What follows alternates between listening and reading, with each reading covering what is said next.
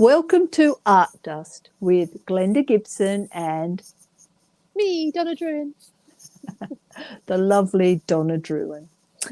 And today we're talking about hermiting. So that's hermiting. It's a word I thought I'd made up, but our friend Chris Gianotto let me know that Thomas Merton had already used the word hermiting. So hermiting is living like a hermit, or doing a period of time like a hermit, but not actually being a hermit. Yeah. In the style of a hermit. Yes, in the style of a hermit, because obviously we can't all go off and live in the desert or on islands. No, or on top of a mountain, which would be amazing. Yes, Donna will tell you a bit about her hermit on a mountain that she knows about. But the original hermits, they went away into the desert or off onto an island because they wanted their life to be less involved in the world. And the desert fathers went out into the desert because it was suddenly too easy to be a Christian. The law had changed and they were now allowed to be Christians. They weren't being thrown to the lions, and they go, well, I've got to test my faith. I've got to get closer to God, and I can't do it in this situation where we're allowed to be Christians now. So they actually went off out into the desert to some desert fathers and mothers as well, some women as well, and lived on their own, although they did maintain a community sense. Yeah. Well, the ones in Ireland, that there was a cluster of there's a cluster of islands off of the coast of Ireland. Get that right. And there was a series of monks that lived out there, and they were kind of self-sufficient. I don't know how they're self-sufficient out there, but because I've seen, they were the ones that are actually featured in the Star Wars films, which is really weird. It's a real place, not a CG place. Yeah, well, there's some monks living off an island in the Orkneys as well. And of course, we know about St Cuthbert, who moved from the large island of Lindisfarne to a rock out in the ocean. Yeah, because there are too many people following him on the island, so he had to make his move to another island. I know. Yeah, I think that's funny. You become too popular, so you have to move again. Yeah. How far away do I have to go? It's about getting away from the world. Yeah, and I think as a Christian, I have always been mindful of the world and how the world influences us, because we want God to influence us, not the world. Yeah. So originally I did things like I stopped reading magazines for a start, because every magazine made me feel like I wasn't beautiful enough. I didn't have a good enough house. I didn't wear the right clothes. I didn't have the right job, or, I just felt completely devalued by reading these magazines. And I've saved myself quite a bit of money by not ever having these magazines. They're not cheap magazines. Yeah, I read enough of them in the dentist or while I'm waiting for the doctor. Yeah, that's my limit.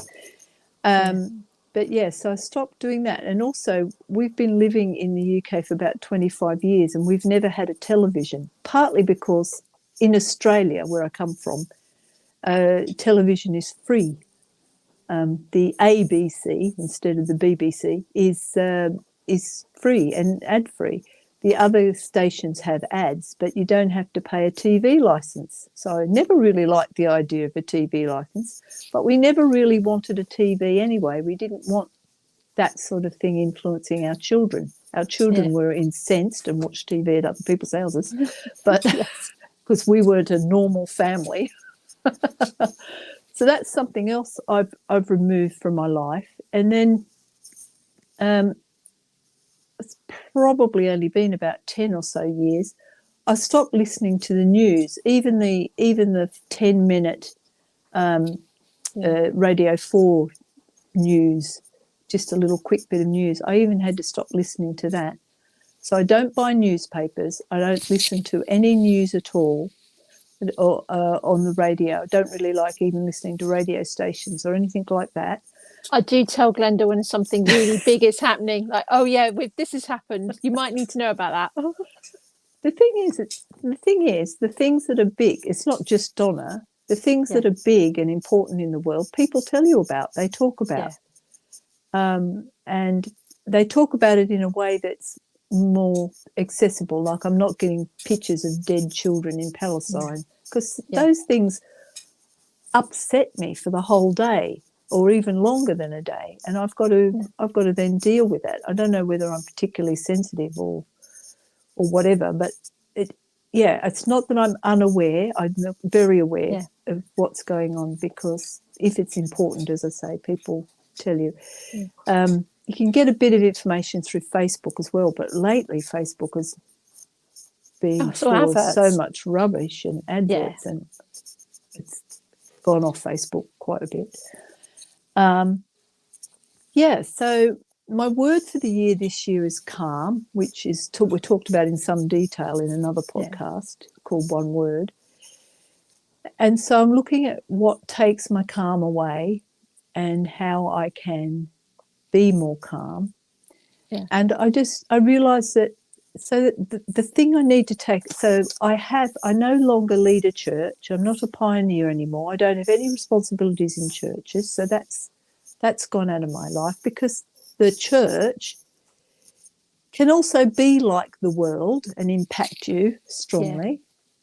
And you don't, I'm not saying I go to church every week. I'm not saying don't go to church, but sometimes I think we get so locked up in doing stuff for the church, we haven't got time to do stuff for God. And especially as artists, because I do know a few artists who do most of their paintings during worship in church. Scott Moles is one of those people. But most of us do our art away from the church, and the church isn't even interested in what we're doing. So,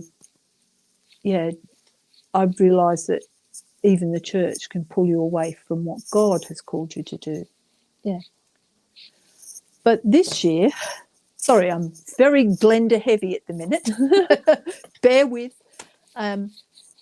This year I've realised that even within my art business, there are worldly distractions.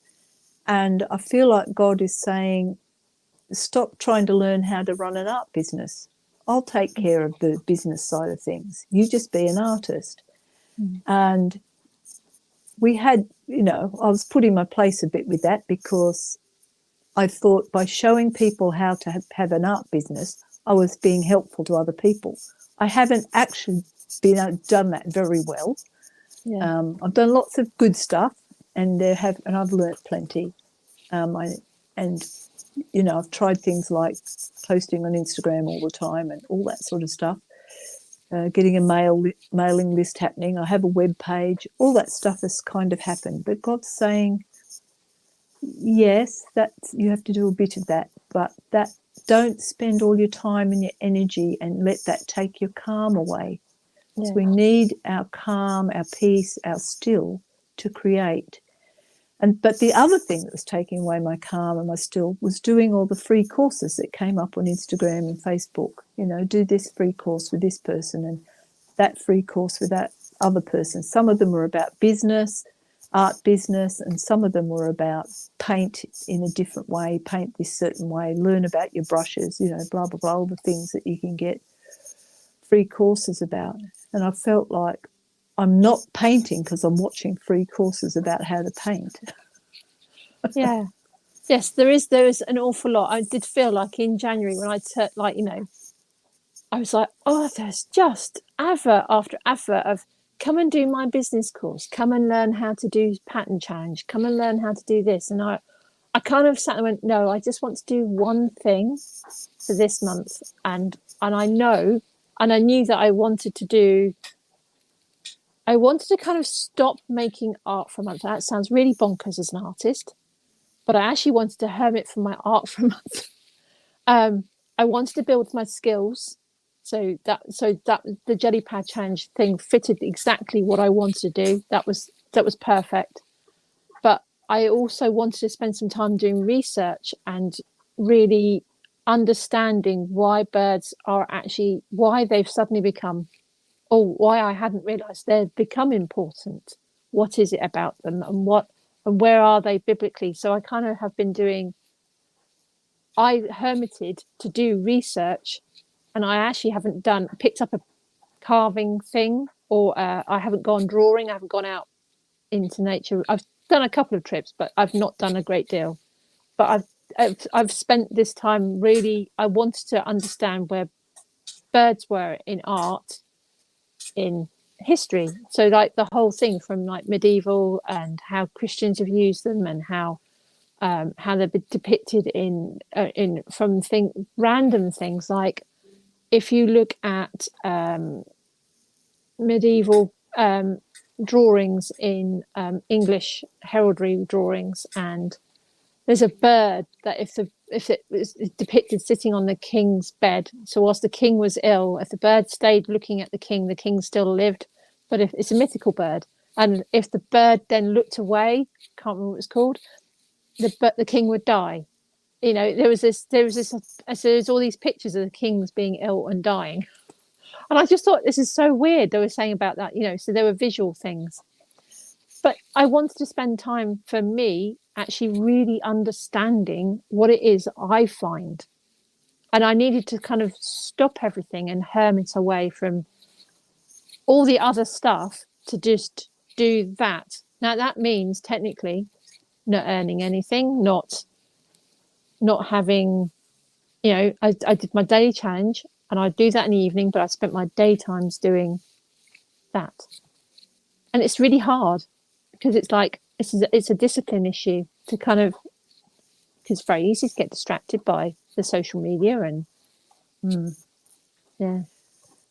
and feel like you're not doing anything. Yes. I'm going, my background here probably looks the same as all my other backgrounds for the last year, because that painting on my easel, I did that last year. I haven't done anything on my easel this year. I'm doing fun stuff. So I painted a mural in my downstairs bathroom, which was so fun, and I loved it.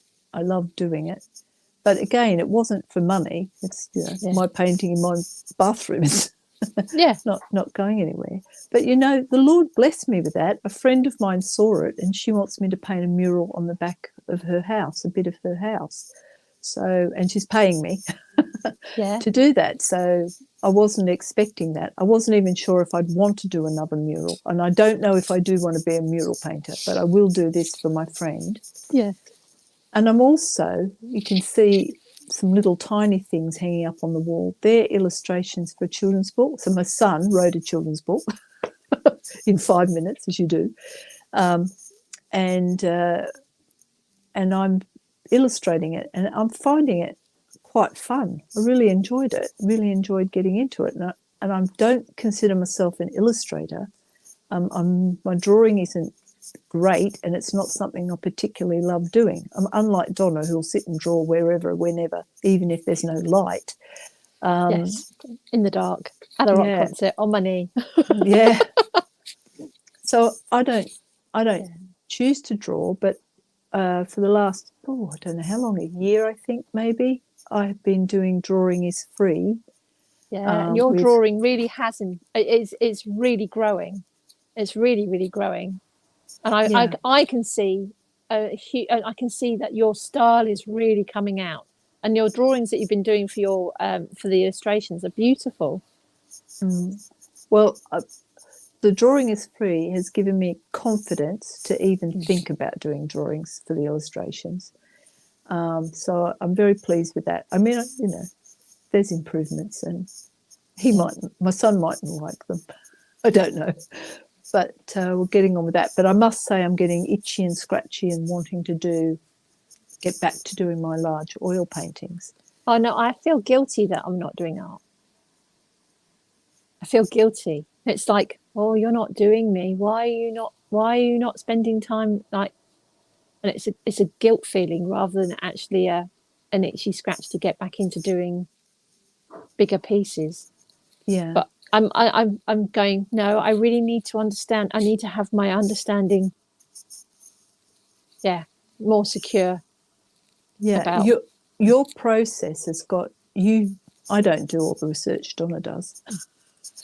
but it's a part of Donna's process, and it's important to her to spend time doing all that research and pulling herself away from other things and doing it. But she is a very disciplined artist, so I can see why she's got the guilt. You feel like if you're not doing art, I'm not a real artist. But those things sort of inform. So even though I've done a mural, that has actually informed my oil paintings. And there's one up there that I'm working on improving. And how I'm going to improve it is by using some of the information that I've got from doing my mural. Yeah. So it's very hermiting is okay. Oh, tell us, Donna, a bit about the hermit up the mountain. Okay, so I watch on my lunchtimes. I like to watch a bit of YouTube at lunchtime, and I watch a lady called Kirsten Dirksen, and she runs something called Fair Trade Companies, I think it is, and she goes around and interviews loads of different people. And they travel the world interviewing people who build sustainable homes and use different materials and build communities and do environmental projects on their streets and how they've changed their environments for good. But she went to go and interview a guy called Don Johannes, who lives in Piedmont in Italy. And he lives on the south side of a mountain. And he is a monk, but he lives on his own. So he's built his own hermitage. He had permission. I can't quite remember exactly the storyline, but basically his timeline was he was given permission. He was running a monastery at one point, and that wasn't for him. And he asked if he could go and live on his own. And then he started walking and doing journeys, doing pilgrimages. And then now he's built this house. Oh, he bought a house because he could afford to buy a house there, and in Italy he couldn't afford to buy one in Austria. So it was very run down. He bought it and he's been doing it up, and but I've been really amazed. So he lives as a hermit, and he has a little chapel in his property, and it's really beautiful. And he does like for last year he filmed his life for a year. And I've been astounded at actually how little he actually lives at home. As a hermit, he goes and runs retreats. He goes and does he'll go and do courses with groups of teenagers, and he like the guides and the scouts from different communities. But I was amazed at actually how little he actually lives on his own. I was thinking he's a hermit, but he's not really a hermit. So he has long hermity periods. So he's kind of hermiting, isn't he? He comes away from the world as much as possible. I'm impressed by how many big, huge rocks he lifts up and carries about, and trees he cuts down, and it goes up and down the mountain. And he has a delivery. So this week's video was he was putting in because he's discovered that as he goes away and comes back, that he'll have a musty smell in his building. And it's because the floor is so cold, it gets dew on it.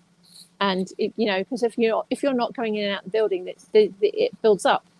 So he dug out his entire floor, and he put in, so these are big stones. They're like big flagstones. And he was just digging them out and just carrying them out. And then he was digging down and removed layers underneath and leveled it off, and then put in like a foamy kind of insulation layer, and then he's put it all back on top. But he was carrying these giant cement bags down the mountain because they could deliver to one point. They couldn't get any closer to his house, so he was then carrying them like. Yeah, he does have a trolley truck, but a lot of the time he just doesn't even use that. No, I was astounded. Other people would be pulling up a wheelbarrow or doing other things. Yeah. But I know it's beautiful where he lives. It's beautiful. Yeah. He doesn't have a gym. No, he doesn't need one. But it's really lovely, and it's interesting gardening techniques and stuff as well. Yeah. So I think that perhaps that's where I got the word hermiting from, the coming away from the world a bit. But obviously I'm not a hermit. I live with my husband for one thing, and I'm involved with. I am definitely not a hermit when you live in a house of 5 people. Yeah. Yeah. But it's not that. It's about taking the world and even yourself in a certain extent. So as Donna's feeling guilt about not actually being drawing every day, although she actually is drawing every day. She's doing beautiful birds at the moment, the songbirds. Yeah, that's a fundraiser for songbird survival. Yeah, they're so a charity she's actually doing that every day. I'm doing that every day. Yes, Yeah, I've only got a couple more days to go now. Today I've got to draw a yellow hammer. Yesterday was a wren. I don't even know what half these birds are. They look the same to me, English birds. How can you say that? They are so different. Yeah, well, you know, I come from a country where you have parrots and kookaburras. This is true.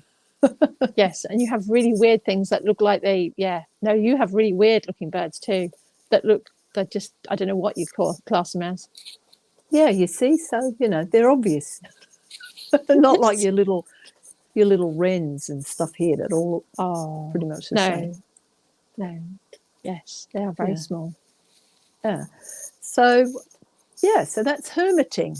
That's coming away. Something we're doing. Well, Donna and I both happen to be doing it. It's not. Yeah. It just happened that way. But I might find that it'll take me all day to get to a point where I sit down and do artwork, because I put in my exercise and I put in my time with God and other things that I need to do. And I don't worry about it. I'm trying to keep calm.